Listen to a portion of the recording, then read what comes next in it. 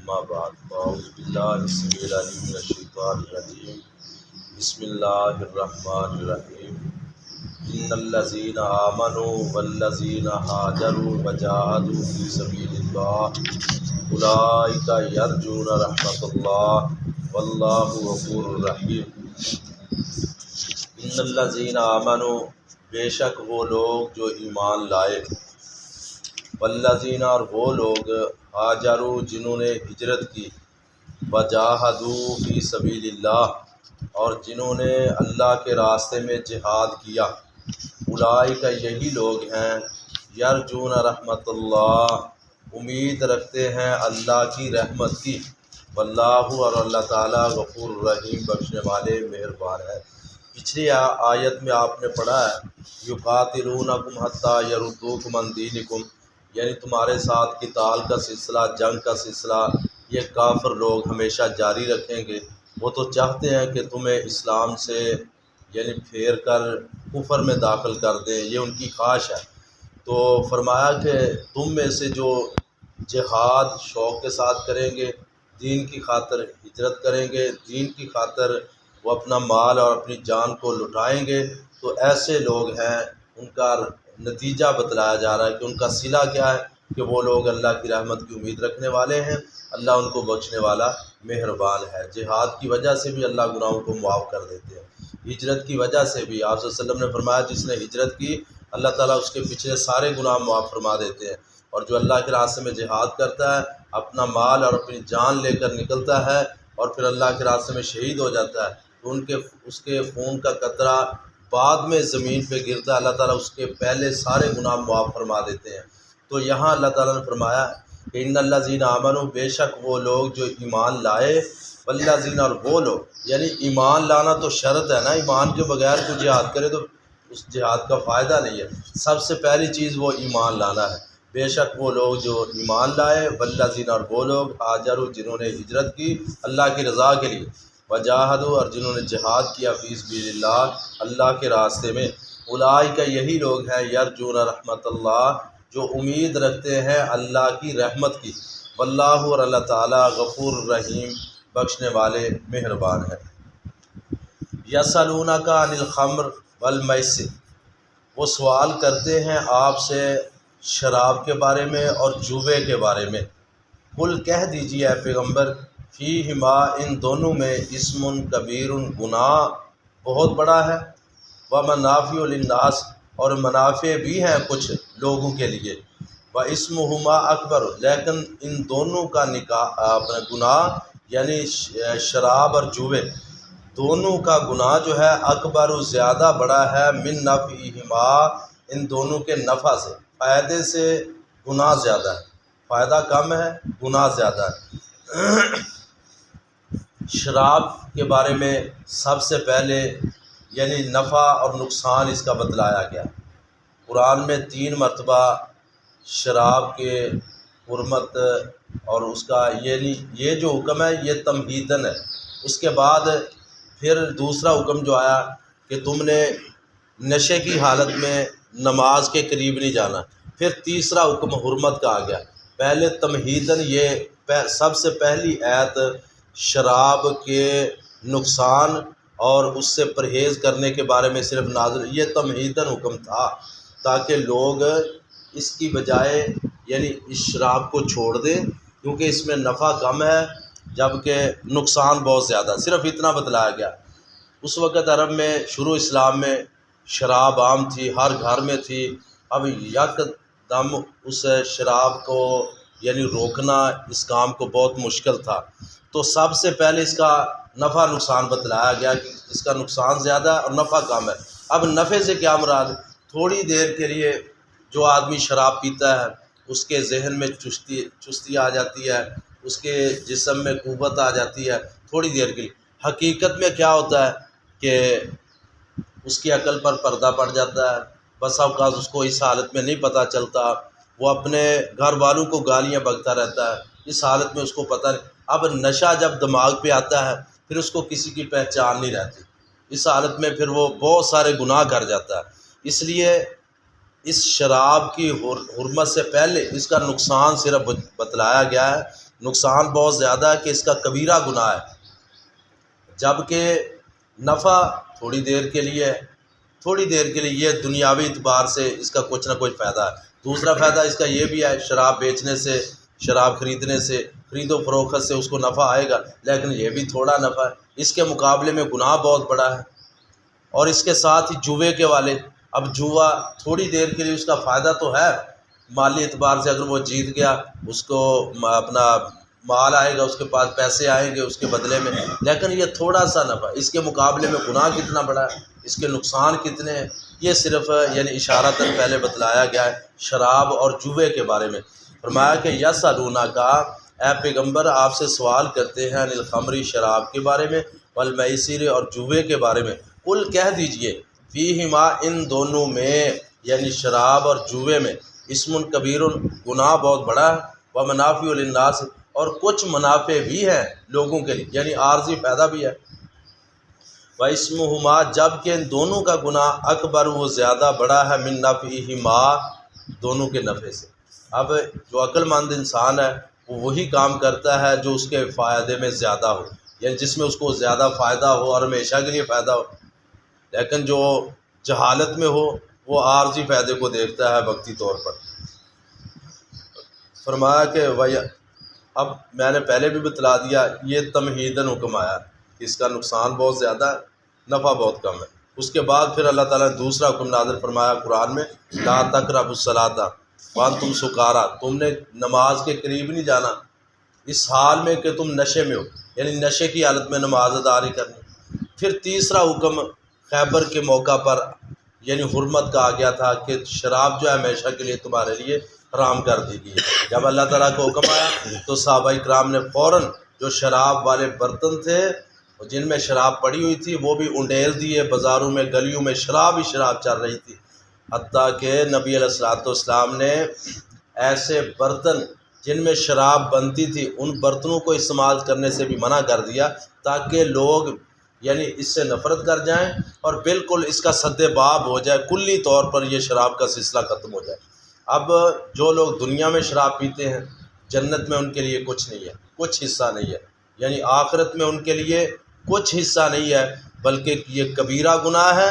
اور یاد رکھنا ہر وہ کبیرہ گناہ ہوتا ہے جس گناہ کے بارے میں قرآن یا حدیث میں سزا سنا دی گئی ہو اس کو کبیرہ گناہ کہا جاتا ہے، یا پھر کوئی حد یعنی اس کی حد مقرر کر دی گئی ہے کہ یہ گناہ کرے گا اس کے اتنے کوڑے ہیں۔ جس گناہ کے بارے میں گناہ پر کوڑے لگے انسان کو، حد لگے، یا پھر اس کی سزا قرآن اور حدیث میں سنا دی گئی ہو، وہ کبیرہ گناہ، وہ بڑا گناہ ہے، اور کبیرہ گناہ اللہ تعالیٰ توبہ کے بغیر معاف نہیں کرتے۔ لہٰذا یہ بھی شراب اور یہ جوا یہ کبیرہ گناہ ہے، ہمیشہ ان سے بچنا چاہیے، بلکہ ایسے لوگ جو شراب پینے والے ان کی محفل اور اس کی مجلس اختیار نہیں کرنی چاہیے۔ ظاہر ہے جس طرح کی صحبت ہوگی اسی طرح کا اس پر اثر پڑے گا، ایسے لوگوں سے پرہیز کرنا چاہیے۔ وہ لوگوں کو گمراہ کرتے یار کچھ نہیں اس میں کچھ نہیں، یہ صرف طاقت کے لیے ہے، یہ ایسے یعنی نوجوانوں کو گمراہ کرتے ہیں، خود بھی گمراہ ہوتے ہیں، خود بھی کبیرہ گناہوں میں مبتلا، اور نوجوان نسل کو بھی برباد کرتے ہیں۔ ایسے لوگوں سے بچنا چاہیے، ان کی محفلوں سے، ان کی مجلسوں سے بچنا چاہیے۔ وَيَسْأَلُونَ کا ویسے بھی آپ صلی اللہ علیہ وسلم کا فرمان ہے کوئی بھی نشہ آور چیز ہے وہ نشہ کم ہو یا زیادہ ہو وہ حرام ہے۔ جس چیز میں بھی نشہ ہے تھوڑا ہے یا زیادہ ہے وہ حرام ہے، یعنی یہ نہیں کہ یہ تھوڑا بہت نشہ اس میں کون سا زیادہ ہے تو لہٰذا جائز نہیں، تھوڑا نشہ ہے یا جس میں زیادہ ہے وہ ہمیشہ کے لیے وہ حرام ہے، جس کی وجہ سے انسان کی عقل پر پردہ پڑے اور انسان کے دماغ پر جس کے پینے اور کھانے سے انسان کو یعنی دماغ پر اثرات ہوں، ایسی چیزوں کو کھانا اور نشہ آور چیزوں کو استعمال کرنا بالکل حرام ہے۔ وَيَسْأَلُونَ کا اور وہ سوال کرتے ہیں آپ سے ماذا ينفقون کیا خرچ کریں۔ شروع اسلام میں اصل میں صحابہ کرام بہت سارے اس طرح کے مسائل عمل کرنے کے حوالے سے نبی علیہ السلام سے پوچھا کرتے تھے کہ اب یہ عمل کیسے کرنا ہے۔ ہمیں تو الحمدللہ دین جو ہے وہ پورا مکمل ہمیں ملا ہے، اسی لیے تو ہمیں قدر نہیں ہے۔ صحابہ کرام تو خواہش رکھتے تھے باہر سے کوئی آدمی آئے نبی علیہ الصلوۃ والسلام سے سوال کرے اور ہم آپ صلی اللہ علیہ وسلم کی زبان مبارک سے کچھ مسائل دین کے سنیں، آپ صلی اللہ علیہ وسلم کے فرامین سنیں، خواہش رکھتے تھے۔ اب صحابہ اکرام نے اور اس کے بعد تابعین ہیں اور تبع تابعین اور ائمہ محدثین، انہوں نے ہمیں دین جو ہے کتابوں میں بند کر کے یعنی ہم تک پہنچایا ہے۔ ایک ایک آپ صلی اللہ علیہ وسلم کا فرمان یعنی باسند ہم تک پہنچا، جس کی ہمیں قدر نہیں ہے۔ اب اگر ہمیں ایک ایک حدیث لینے کے لیے سفر کرنا پڑتا نا، پھر ہمیں قدر ہوتی کہ یہ دین کیا چیز ہے۔ آج کل تو بالکل جیسے جیسے یہ وقت قریب آ رہا ہے کہ دین کی حیثیت ختم ہوتی جا رہی ہے۔ یہ بہت بڑا المیہ ہے۔ نوجوان طبقہ اب وہ دنیا کے مشاغل میں لگ گیا ہے، یہ موبائل یہ سلسلہ اتنا اس نے بیڑا غرق کر دیا نوجوان نسل کا، سارا دن ایسے گزر جاتا ہے۔ اب 5-7 آدمی بیٹھے ہوتے ہیں نوجوان، ہر ایک نے اپنا موبائل نکالا ہوا، وہ لگے ہوئے ہیں، کوئی پتہ نہیں اب اذان ہو رہی ہے، کوئی پتہ نہیں نماز کا وقت ہو گیا ہے۔ یہ چیزیں ہیں جو سب سے بڑا فتنہ ہم میں رائج ہو چکا ہے، اور یہ کافر لوگ شروع سے ہی وہ مومنوں اور مسلمانوں کے خلاف سازشیں کرتے آ رہے ہیں۔ اب یہ منصوبہ ان کا کئی سال پہلے سے شروع ہوا تھا، آج وہ کامیاب ہے۔ ہر ایک آدمی تک آسان پیکج لگا کر اور یہ موبائل کے ذریعے فتنہ ہر نوجوان تک پہنچا دیا گیا۔ اب دلیل کیا ہوتی ہے آگے سے؟ مولوی صاحب اچھی چیزیں بھی تو ہوتی ہیں نا۔ اب اچھی چیزیں جس نے لے لی، یہ قرآن ہمارے سامنے ہے، یہ حدیث بھی ہے، کتابوں کی شکل میں بھی ہے، لیکن قرآن ٹھیک ہے، موبائل میں جیسے تفاسیر آ جاتی ہیں، حدیثیں ہوتی ہیں، لیکن ہم ان سے فائدہ لیں۔ اب دیکھو جس چیز میں نفع کم تھا اور نقصان زیادہ تھا، اللہ تعالیٰ نے اس سے پرہیز کرنے کا حکم دے دیا کہ اس میں نفع کم ہے۔ ایسے ہی دیکھ لو موبائل، نقصان زیادہ ہے۔ اب کوئی بھی فیس بک چلاتا ہے، تھوڑی سی ایک چیز اس نے اچھی دیکھ لی ہے، آگے ساتھ ہی کچھ اور آ جاتا ہے، ایسے جیسے چلاتے جائے۔ اب سارا دن وہ اکتاتا نہیں ہے، تھکتا بھی نہیں دیکھتے۔ یہ بہت بڑا فتنہ ہے، جیسے جیسے قیامت قریب آئے گی یہ فتنے بڑھتے جائیں گے۔ اس لیے اپنے آپ کو دین کے قریب رکھیں، جتنی دیر تک ہم دین کے قریب رہیں گے اللہ کی رحمتیں ہم پر برسیں۔ جیسے جیسے ہم دین سے دور ہو جائیں گے پھر اللہ کے عذاب آئیں گے، اور وہ آ رہے ہیں، وہ جزوی طور پر مختلف قسم کے عذاب آ رہے ہیں۔ یہ کبھی مہنگائی کا عذاب، یہ بھی تو عذاب ہے۔ اب جو بدترین اور جاہل حکمران ہم پر مسلط ہے، یہ بھی اللہ تعالیٰ کا عذاب ہے، اور ہمارے بدعمالیوں کی وجہ سے سارا ہم گالیاں نکالتے ہیں حکمرانوں کو، یہ ہے یہ ہمارے عملوں کی وجہ سے ہے۔ اللہ تعالیٰ نے ایسے ظالم اور جابر حکمران ہم پر مسلط کیے۔ اگر ہمارے اعمال درست ہو جائیں تو سارا معاشرہ ہی درست ہو جائے، اور ہمیں اللہ تعالیٰ نیک حکمران بھی عطا کر دے۔ یہ ہمارے اعمال کی وجہ سے یہ سارا سلسلہ چلتا آ رہا ہے۔ فرمایا کہ یسألونہ کا وہ سوال کرتے ہیں آپ سے، ماذا ینفقون، کیا خرچ کریں، کون سی چیز اللہ کے راستے میں خرچ کرنی چاہیے۔ یہ زکوٰۃ کے حکم نازل ہونے سے پہلے کی بات ہے، کون سی چیز خرچ کریں۔ کل کہہ دیجیے العفو، جو زائد مال ہے وہ خرچ کرو، یعنی جو تمہارے خرچے سے زیادہ ہو وہ خرچ کرو۔ ویسے بھی آپ صلی اللہ علیہ وسلم کا فرمان ہے، وہ صحابی جب انہوں نے کہا تھا اللہ کے پیغمبر میں اپنا مال وصیت کرنا چاہتا ہوں، سارے کا سارا، فرمایا سارے کا سارا وصیت نہ کرو۔ کہا کہ پھر چلو آدھا، فرمایا آدھا بھی زیادہ ہے۔ کہا کہ تیسرا حصہ، فرمایا ہاں تیسرا حصہ اللہ کے راستے میں وقف کر دو۔ پھر آپ صلی اللہ علیہ وسلم نے کیا فرمایا کہ اپنی اولاد کو اس حالت میں نہ چھوڑو کہ وہ دنیا کے سامنے ہاتھ ملاتی پھرے۔ اب ہر آدمی کو راہ گزران جتنی اس کی ضرورت ہے اس کے مطابق اپنے گھر میں اتنا مال ہونا چاہیے، اور جو زائد ہے اس کو اللہ کے راستے میں خرچ کرے۔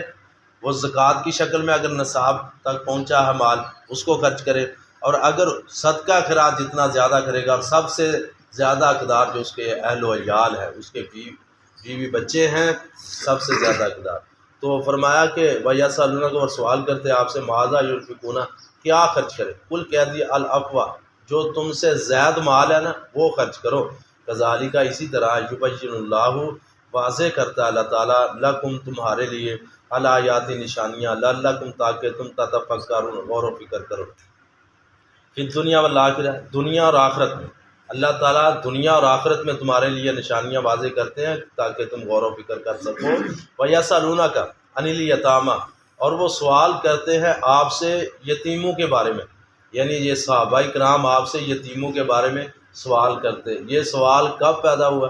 جب اللہ تعالیٰ نے کہا کہ ان الذین یاکلون اموال الیتامی ظلما انما یاکلون فی بطونہم نارا، جب یہ آیت نازل ہوئی کہ جو یتیموں کا مال کھاتے ہیں ظلم اور زیادتی کرتے ہوئے، وہ اپنے پیٹوں میں آگ کے انگارے بھر رہے، جب یہ آیت نازل ہوئی تو صحابہ کرام پریشان ہو گئے، اے اللہ کے پیغمبر اس طرح تو ہر دوسرا تیسرا آدمی جو یتیموں کی کفالت کر رہا ہے وہ بھی اس کا مال ساتھ ملائیں گے تو وہ اس زمرے میں آ جائے گا۔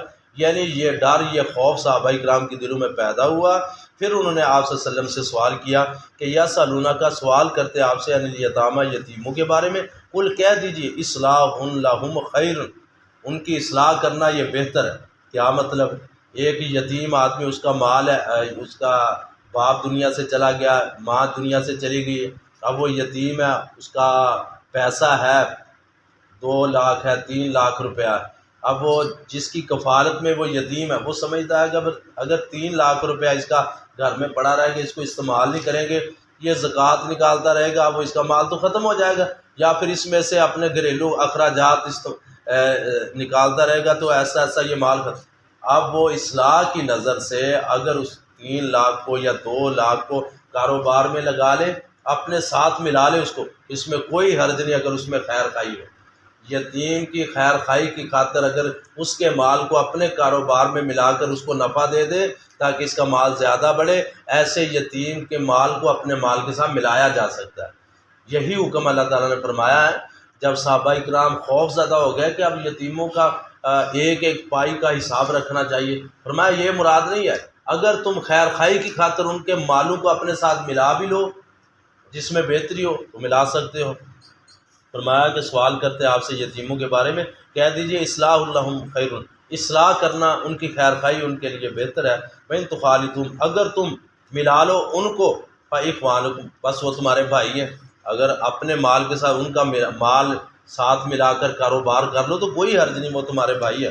واللہ، اللہ تعالیٰ، یعلم المفسد، جانتے ہیں کہ فساد کرنے والے کو، من المصلح، اصلاح کرنے والے، اللہ کو پتہ ہوگا کہ فلاں خرابی کر رہا ہے، فلاں جو ہے وہ درستگی پر جا رہا ہے، یعنی یتیموں کے حق میں فلاں بہتر ہے، فلاں جو ہے وہ خرابی ڈال رہا ہے، اللہ تعالیٰ کو سب پتہ۔ وَلَوْ شَاءَ اللَّهُ، اگر چاہے اللہ تعالیٰ، لَأَعْنَتَكُمْ، البتہ مشقت میں ڈال دیتا، اگر اللہ تعالیٰ چاہتا تو میں مشقت میں ڈال دیتا، لیکن یہ بھی مشقت والا کام تھا نا، کہ اگر خدا نہ خواستہ یتیم کا مال، اس کا حساب الگ رکھا جاتا اور ایک ایک پائی کا حساب کر، یہ بہت مشکل ہوتا ہے، اس لیے حکم ہو گیا کہ اس اپنے کاروبار کے ساتھ ملا کر اس کو نفع دو، اس کو فائدہ ہی فائدہ پہنچاؤ۔